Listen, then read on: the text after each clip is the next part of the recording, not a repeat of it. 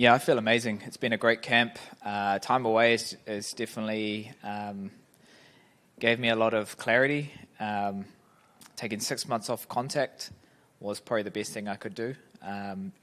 Listening to all the specialists, all the guys there to save you from yourself. I guess fighters and athletes are always going to be, I guess, too tough for their own good and just want to push through. But sometimes it's better to sit with it and get pulled back to give my best. And I want to be looking at the next 5 years, not just the next year. And I feel the best ever. Just allowed me a lot of time to kind of balance all my other responsibilities, being a father, being a husband, and obviously being a UFC fighter. But back in my normal setting now, I've allowed my body to kind of heal that wear and tear of just fight camps back to back, and just mentally refreshed. So I'm back in my normal setting and ready to get back and remind everyone why I'm one of the best flyweights in the world. Sticking on this before we talk about Steve, I'm just curious, what's it like? Because when you're out with a leg injury or a ligament injury, you can heal that, you can rehab that, but dealing with the brain is something entirely different. So What was it like being on the sidelines with this sort of injury, not really being able to rehab it or anything? So, for brain injury, obviously, we only have one, so you want to make sure that you're doing everything you can, and that means not pushing too much. So every week, just doing enough, which was at the start, just going for walks. That was what I was prescribed by the neurologist, the concussion specialist. And then from there, we could do a little bit more, add a bit more stress or a bit more tension to my routine, doing, all these different balance tests and eye tests. And with the neurologist, it felt like an exam. I had like a 3-hour exam that I had to do to go through, like puzzles and memory tests and drawing tests. And it's not to see how well you are good at drawing, it's to see how well you are at multitasking. And at the start, my test wasn't actually that good. I was getting like 50% for my age and education and all of that stuff. And then 4 months later or 5 months later, I did that same test, and I was testing at like 98% for my age and my education. So it just goes to show that I was always going to heal. I just had to, give it time. And then that's what you want around you, that kind of confidence and that kind of pathway back to sport. And I'm so lucky I have the Warriors team that I could lean on. That's the team I help coach for wrestling.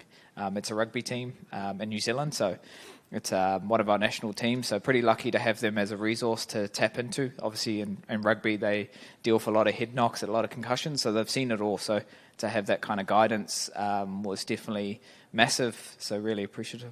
In the States, we hear a lot of these American football players that, when they go through these tests, they realize, maybe I trained or played with a concussion. I just didn't know it at the time. Do you think you've gone through camps and fights unknowingly have a concussion? Oh, 100%. It's just something that I guess you come accustomed to. It's just when it's a bad one, that's really what makes you have to take a step back and say, well, I need to let this do its thing. I can't force it. Every concussion's different. Everyone's gonna. There's no one size fits all. So pretty lucky to still have a career in front of me that. We're back to where we want to be, and that's putting on my best performances and looking at the next 5 years, and just having that balance between family life and training. I think that's been a massive thing, and also having like deload weeks and having more emphasis on recovery, more emphasis on trying to put our best foot forward for the fight night, not doing too much in the actual training camps. And obviously, looking at your fight on Sunday morning against Steve, wasn't a title contender your last time you fought, and then you fought Pantoja 5 rounds in a hard fight. So did you know who he was before he signed to the UFC? Obviously, coming from this part of the world, and what do you make of this matchup against him? Yeah, it's funny. I was here a year ago. I was supposed to fight on the Perth card when Alex fought Islam, and I was injured for that fight against Alex Perez. So I was here as a guest fighter, and the night before the UFC, in Perth, I was at a show called Eternal, and it's a local show. And Mick Maynard was there, the UFC matchmaker, and Steve was the headline, and he ended up picking up Steve for the UFC, and I was there in the crowd watching. So I've seen his rise in the UFC. It's been fast and it's been rapid, but he's made the most of all his opportunities. So, he's definitely done really well, and to get a title fight and be so close to winning, where I thought he did enough to win. I've only got good things to say about him. He's a nice guy, and he's talented, and he's going to be a tough challenge. But I've been in this flyweight division for a long time. When at one point the UFC were looking at maybe dissolving this division, and I was out there putting on exciting fights, and I was one of the guys that was making sure this stays around. So it's going to be a cool feeling walking back into my normal setting and challenging the best guys in this division.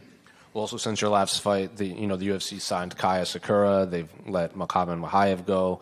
Pantoja doesn't have a clear contender yet. So, what do you make of the state of the division as a whole right now? Yeah, it's a funny time for flyweights, especially as contenders, because it's wide open. Anyone can beat anyone, and anyone can get a title shot. So when I told my coach Eugene and my manager Ash, I want to fight on this perf card, Steve's name came across the table, and straight away we knew this was the fight to take. We want to fight the guys that just fought for the belt, and that's our ticket back to fighting for a world title, is take him out in his hometown, and look, whoever's the champ when it's time to go, that's the clear pathway. But all I'm focused right now is obviously Steve. That's who's in front of me, so it's naive to look past him, and I know that I've been around for a while. That's all my energy is being put into. But with the state of this flyweight division, there's been a lot of guys that have come through and done really well. Mokaev is a guy that was obviously winning, but this isn't wrestling. This isn't grappling. This isn't doing the bare minimum just to win. This is an entertainment sport. This is the hurt business. If you're not in there to entertain and lay it on the line, people want to see that heart, that courage. That willingness to go all in and get the knockout, or not just a knockout, but go in there and show why you should be a co-headline, not on the prelims. That's why me and Steve are in this position, because that's what we do. We go out there and fight. We don't just talk about it and build it up, and then it's an anti-climax. No one's really looking at it and talking about their fight. It was a kind of lose-lose against him and Manel. So with me and Steve, we're going to go in there. This fight can't not be fireworks, and I'm ready to go in there and take it from him. And two quick ones unrelated to your fight. I'm sure you heard about the new rule changes going into effect in November about the 12 to 6 elbows will be allowed and the redefining the grounded opponent. I'm curious, did you hear about these, and do you think it's been a long time coming? Yeah, it's just a part of the sport evolution of the rules and the way the sport's heading. It doesn't really affect too much, but I guess when you're on ground and pound, when you're on the floor and you want to start throwing your elbows, you can just let it rip and go for it. So I think it's going to create more action, and I'm all for it. Then one final one. I'm sure I know your answer, but how do you see the main event playing out between Israel and Dricus? Yeah, for this fight camp, it's been intense, and it's also been very, it's definitely brought the best out of Izzy. Seeing him prepare for a guy that he doesn't like, and it's triggering. It's triggering when someone's saying that you're not an African champion, or you're not African born, and knowing Izzy for a long time and moved to New Zealand at a young age.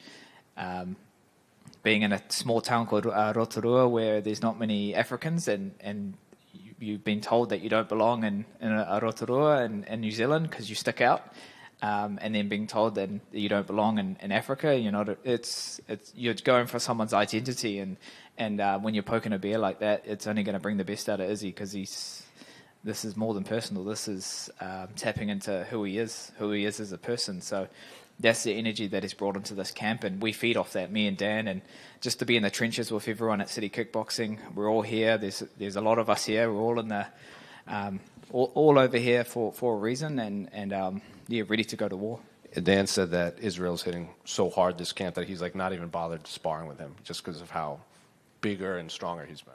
Oh, 100%. Like I'm glad I'm in the flyweight. In the small division at sparring, we split the groups up. So I'm just watching from afar and just, inspired and ready to, get in there and do the three-peat. Kia ora kai, ke konei. Kia ora. Kia ora. He pātai tuatahi, pēhea tō wairoa I te wiki nei. I just wanted to tap into your taha Māori for a little bit. Yeah. Listening to your story about, battling concussion, these tests that you've had to do, I can imagine that this would be a spiritual journey for you also. So I just wanted to know, knowing your whānau's journey with te reo Māori, kaupapa Māori, how much tapping into your taha Māori and your whakapapa has perhaps helped you be the best you can be prepared for this weekend. Oh, kia ora. Thank you for that, Pātai. It definitely makes me more intentional of what I'm trying to do and where I want to be heading. And I guess it allows me to make sense of everything, because this has all happened long before I was here. Tapping into tupuna, my tupuna and my ancestors, it's in my blood. It's in my blood to I guess, go to war and to fight on that battlefield. I'm just that modern day version of it. So, having the reo and the tikanga and the te ao Māori view on how I take on the world, it just allows me to kind of make sense of it. So I guess having kids now and they're on at Kohanga and my wife's at Takura doing a full immersion te reo. We're on the journey together as a whānau. And it's a beautiful thing when you have more perspective on life and just prioritising what is important. And that's, our culture, that's our identity, that's who we are. Me being a fighter, it's me, that's my job, that's my career. But, there is life after fighting, and win or lose, I'm not defined by the result. I'm defined by the person that you see behind the gloves. So I'm in a great place, very balanced, very just calm, present, and ready to get in there and do what I love. Ka pai. Pātai tuarua, there was a conversation that you and I had on UFC on Sky about sometimes in fight week, I think you said all the time, you kind of go inside yourself, and sometimes you don't want to hang out with people and people don't want to hang out with you because that switch gets flicked. I've kind of dubbed that switch mana mode. So I just wanted to know, has mana mode been activated yet? Yeah, it's definitely a switch that's getting turned on and off all week. And that's just me visualizing what's about to happen, about to come forth on fight day. It's me just, revving the engine, tapping into that place that I need to go when I do step in there and take on the best. It's a passage that has to be clear. If it's not clear, then you're going to have trouble kind of going to where you need to go in the fight. So, this week, every day we get a bit closer, more dialed in, more focused, and more than ready to do what we do best. And I channel all of that energy back home, all that support that will be there in the stadium. I know there's a lot of Māori, a lot of Kiwis that live in Perth, so if they're there to support their hometown boy, which is Steve, or support me, it's a win for New Zealand and Australia, and for the flyweight division being on a co-main headline. So I'm looking forward to everything. I've been visualizing my walkout for the last year of what it's going to be, and channeling all that wairoa that will be in the stadium, and just to go out there and unleash. Ka pai, pātai whakamutunga. Pātai whakamutunga. You've mentioned that this is great for the Anzacs in Oceania. I know we're here on foreign whenua, we're here in Australia, but it's New Zealand MMA history, it's UFC history, having 3 Kiwi at the top of a pay-per-view ticket. And I'm sorry if that annoys anybody in this room, but kei te pai tēnā, I want to know, what are your, kōrero, your feelings around that? And is that perhaps some kōrero that you've had, perhaps with Eugene, about this responsibility that you all have this weekend? Yeah, I think it just goes without saying, we know what's expected, that pressure that we have on us, that weight that's on our shoulders, representing our country, Aotearoa, New Zealand, our gym, city kickboxing, our people. But we go towards it. We don't shy away. This is a privilege to be able to do this. And there's a shelf life of how long you can fight for. So we know that we're all getting a bit older. We're all getting a bit wiser. but we're intentional of what we're doing, and we're more than ready for what's to come. So, this is a massive moment for New Zealand, for Aotearoa. We've had so many great sporting moments this year with the Olympics doing our best ever. Shout out to all the Olympians that represented Aotearoa, New Zealand in Paris. They did awesome. But it's our time to step up and show the world what we have and our skills and our courage, and channel all that support back home. So I'm loving being in this setting, being in this routine, and being here on Fight Week. Just being taking all of it in and being process driven. Just every day doing my routine, and every day we get a bit closer, getting more excited, and like I said before, ready to get in there and get the job done. Ngā mihi. Ngā mihi. Kai, you mentioned Steve's rapid ascent whilst you've been sidelined dealing with your own issues. What's that been like for you? Has it been kind of frustrating? Is it extra motivating, given the fact that he's had this incredible rise up to the rankings and had a title shot, something that you've kind of yet to achieve yourself, despite being a veteran? Yeah, it's been cool seeing a guy from the side of the world do so well in my division, and while I've had time away, he's been fighting for world titles in Brazil and came so close. And I think coming into this fight, it's not just the fights that take a bit of wear and tear; it's the build up, it's the pressure, and I haven't had that. I haven't had that for a year, so I think that's what's going to be different. Is I'm coming in fresh. I'm coming in without that burnout, that fight week where you're in the setting again, but you physically you might be feeling good, but you still have that fatigue that's there mentally, physically, emotionally, spiritually. So I think take a lot of us at the gym at City Kickboxing, me, Dan, and Izzy have taken time away. So now when we're back in there, we're thriving. You can't expect different results by doing the same thing, and I think we've reinvented our system at City Kickboxing. Implemented High Performance Sport New Zealand to help maximise our camps, and tapping into all the different resources that we have back home, and that's been awesome. Cross coding and feeding off each other and seeing how we can do things better. So I'm in a great place, and I'm ready to get in there. Do you see this as a genuine title eliminator? Do you think a win here should lock you into the next shot at Alexandra? Yeah, 100%.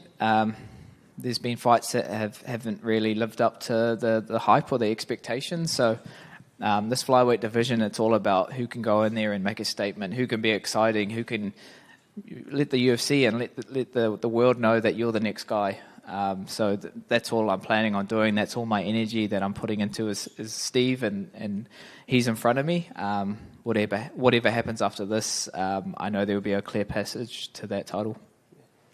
And Dan earlier touched on a little incident at a Warriors game recently with a slightly unruly Eels fan. He said you had to kind of rush him out of there pretty quickly. Can we get your vision of events there? Yeah, Dan's a wild man, and you don't want to heckle him and egg him on, and especially in the crowd. Like he was telling the fan, "You're not that far away. I can still reach you." And he ended up throwing a drink at him, and then Dan took his shoe off, and he said, "I'll throw this as well." And I said, "Bro, we've got sparring tomorrow. We need to go home." And I got him out of there.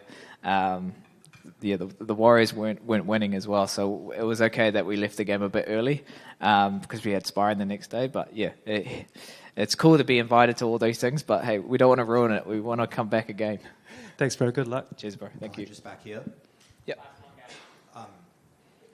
Please forgive me if I use the wrong term and correct me. A teammate of yours, Aaron Toe, is fighting on the Contender Series, and if he is successful, he will be if I'm not mistaken, he will be the first fighter in the UFC with the Tau Moko. What does that mean for you?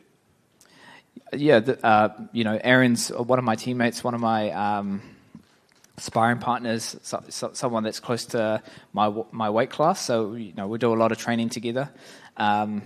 He's someone to definitely watch out for.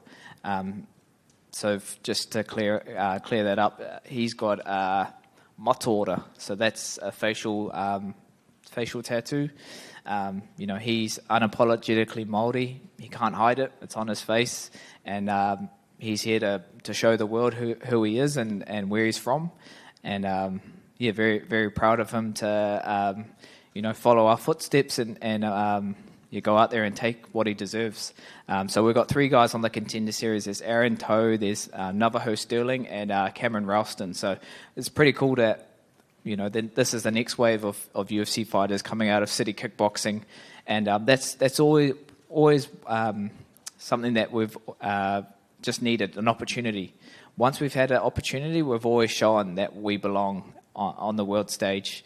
I remember when I got my shot back in 2018, I know how much it meant to me, so I know how much it means to these guys. So they're here. Aaron's actually here. Fight week he got in last night. So for him to kind of see, be in the setting and see what's it all about, I think it's going to do wonders for him and only motivate him to go out there and get a contract. So pretty cool that another Māori boy from Aotearoa can shine and that's what it's all about, showing the blueprint of how to do this, and there'll be many more New Zealanders and Māori representing Aotearoa in the UFC.